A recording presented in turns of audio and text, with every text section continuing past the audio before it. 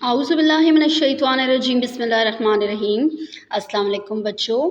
Forward public school की e learning जमात में आपको खुशामदीद कहती हूँ।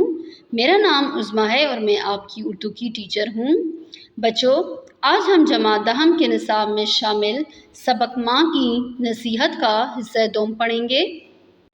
बच्चों, सफ़ा नंबर 58 देखें। शेरनी का बच्चा बोला, मुझको मेरी माँ ने मना किया था कि इंसान से बचना, इंसान बड़ा चालाक और ख़तरनाक होता है, लेकिन मैंने खुद से अहद कर रखा है, यानी वादा कर लिया है कि पहला शिकार इंसान का ही करूँगा, लिहाजा तुम मेरे साथ मुकाबले के लिए तैयार हो जाओ।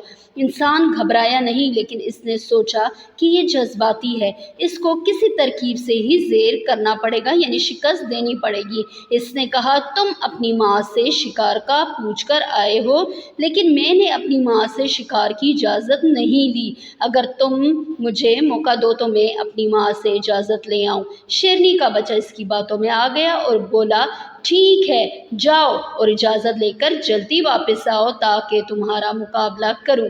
इंसान ने सोचा कि ये बेवकूफ़ी पर उतर आया है, क्यों ना इसकी बेवकूफ़ी से फ़ायदा उठाया जाए। इसने कहा, देखो, कल भी एक शेर मेरा मुकाबला करना चाहता था, लेकिन जब मैं अपनी माँ से इजाज़त लेकर आया तो वो भाग चुका था।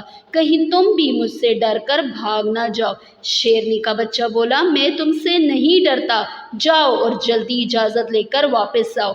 इंसान ने कहा, देखो, परसों भी एक शेर यही कह रहा था, लेकिन जब मैं वापस आया तो वो डर के मारे भाग चुका था। अगर तुम पसंद करो तो मैं तुम्हें रस्सी की मदद से दरख्त के साथ बांध दूँ ताकि तुम भाग ना सको, और फिर मैं वापस आकर तुम्हें खोल दूँगा और दोनों मुकाबला करेंगे। शेरनी का बच्चा इंसान की बातों में आ गया और कहा, ठीक है, अगर तुम्हें इससे तसल्ली होती है तो मुझे बांध लो। इंसान ने इसे मजबूती के साथ रस्सी की मदद से दरख्त के साथ बांधा और कुल्हाड़ी हाथ में उठाकर इसका काम तमाम करने लगा। शेरनी का बच्चा चिल्लाया और कहा, ये क्या कर रहे हो? तुम मुझे माँ से इजाज़त लिए बगैर कैसे मार सकते हो, और वो भी रस्सियों से बांध कर? इंसान बोला, तुम्हें माँ ने नसीहत की थी कि इंसान ताकतवर और चालाक है, लेकिन तुम माँ की नसीहत को भूलकर मेरे साथ लड़ने के लिए आ गए।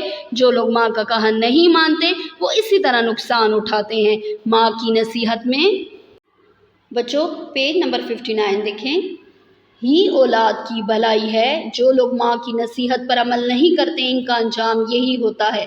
इसने शेरनी के बच्चे पर कुल्हाड़े से ज़ोरदार वार किया और उसे हलाक कर दिया। तो बच्चों, शेरनी के बच्चे ने जवाब दिया कि मेरी माँ ने कहा था कि इंसान बहुत चालाक और ख़तरनाक है, लेकिन मैंने अपने आप से ये वादा किया है कि इंसान का ही पहला शिकार करूँगा। इंसान ने शेरनी के बच्चे को ज़ेर करने के लिए तरकीब सोची और उससे कहा कि तुमने तो अपनी माँ से इजाज़त ले ली, मगर मैं तुम्हारा मुकाबला माँ की इजाज़त के बगैर कैसे कर सकता हूँ? मुझे वक्त हो कि माँ से इजाज़त ले आऊँ, लेकिन ये ना हो कि मैं इजाज़त लेकर आऊँ तो तुम भागे हो, क्योंकि कल भी एक शेर ने मुकाबले के लिए ललकारा और फिर डर के भाग गया। शेरनी के बच्चे ने तसल्ली दी कि ऐसा नहीं होगा, मगर इंसान ने तो उसे और भी बेवकूफ़ बनाया, ये कहकर कि अगर मैं तुमको दरख्त के साथ बांध दूँ तो मेरी तसल्ली हो जाएगी कि वापसी पर भागोगे नहीं और मेरा मुकाबला करने के लिए तैयार होगे। शेरनी का बच्चा राज़ी हो गया और इंसान ने उसे बांधा और उसका काम तमाम करने लगा। इस पर शेरनी का बच्चा चिल्लाया कि क्या कर रहे हो? इंसान ने उससे कहा कि तुमने माँ की नसीहत पर अमल नहीं किया और नसीहत भूलकर लड़ने चले आए हो। तो जो लोग माँ का कहा नहीं मानते वो हमेशा नुकसान उठाते हैं। माँ की नसीहत में औलाद का फ़ायदा ही फ़ायदा है। ये एक सबक आमोज़ कहानी है। इसका नतीजा ये है बच्चों कि हमें अपनी माँ की हर बात को मानना चाहिए, क्योंकि वो सब कुछ हमारी भलाई के लिए कहती है, और अगर हम कहा नहीं मानेंगे तो हम भी शेरनी के बच्चे की तरह नुकसान उठाएंगे। इसके साथ ही मुझे इजाज़त दें। तो बच्चों, आपका हिस्सा दोम इख्तिताम पज़ीर हुआ। बच्चों, पेज नंबर 59 देखें। सवाल नंबर 1 है और अब हमारी मश्क स्टार्ट होने जा रही है। मतन के मुताबिक दुरुस्त अल्फाज की मदद से खाली जगह को पुर करें। नंबर 1, शेरनी का बच्चा माँ की ये बातें सुनकर सख्त नाला रहने लगा। नंबर 2, इंसान इंतहाई चालाक और ज़ेरक होता है।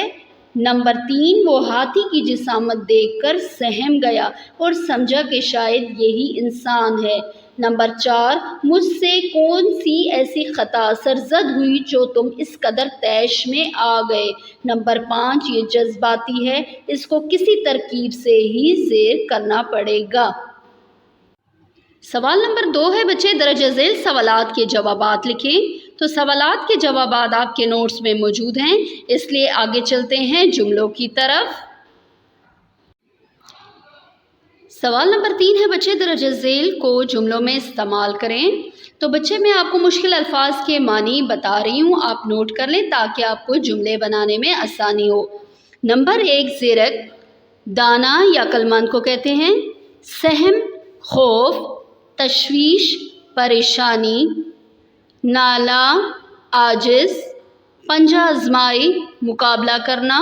للکار، پکار، گھٹنے ٹیکنا، شکست تسلیم کرنا۔ سوال نمبر 4، درجہ ذیل عبارت کی تشریح سیاق و سباق کے حوالے سے کریں۔ تو بچے یہ آپ کے نوٹس میں موجود ہے۔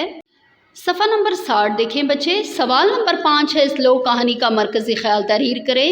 تو بچے یہ سوال بھی آپ کے نوٹس میں موجود ہے۔ سوال نمبر 6 دیکھیں بچے، مجاز مرسل کی 3 مثالیں تحریر کریں۔ مجاز مرسل، اس کی تعریف نوٹ کر لیں۔ جب کسی لفظ کو حقیقی معنوں کی بجائے مجازی معنوں میں اس طرح استعمال کیا جائے کہ اس میں تشبیہ کے علاوہ کوئی اور تعلق پایا جائے تو اس سے مجاز مرسل کہتے ہیں۔ حقیقی معنوں سے مراد بچے اصلی معنی ہے۔ مجازی معنوں کہتے ہیں غیر حقیقی یا فرضی کو۔ تشبیہ کا بچے معنی ہے کسی بھی چیز کو کسی خوبی یا خامی کی وجہ سے اس کے مانند قرار دینا تشبیہ کہلائے گا۔ مثلاً نمبر 1 ہے، وہ ساری پلیٹ کھا گیا۔ یہاں پلیٹ کھانے سے مراد پلیٹ میں پڑی ہوئی چیز ہے، نہ کہ پلیٹ۔ بچے نمبر 2 دیکھیں، میں نے کتاب بازار سے خریدی ہے۔